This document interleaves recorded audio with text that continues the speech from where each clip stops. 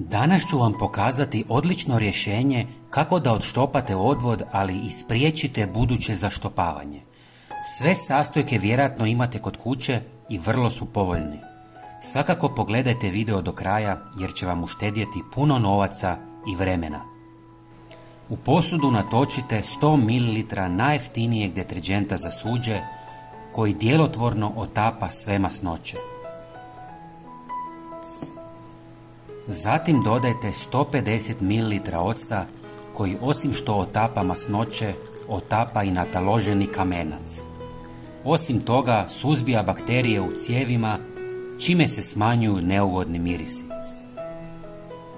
I zadnji sastojak je 1 žlica soli koja u kombinaciji sa octom nagriza nečistoće, kamenac i naslage masnoće.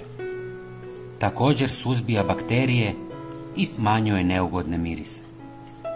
Sve dobro promiješajte.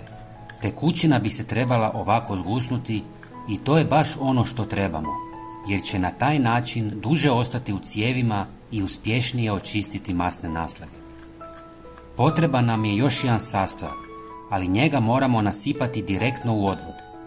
Prije spavanja, kada više ne koristite sudoper, nasipajte 1 žlicu sode bikarbone, a zatim ulite smjesu koju ste napravili.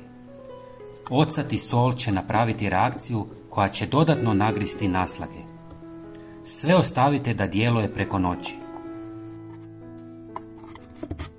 Ujutro napunite sudoper vrućom vodom i kada je pun, otvorite poklopac, kako bi jaki pritisak izbio otopljene naslage otpada.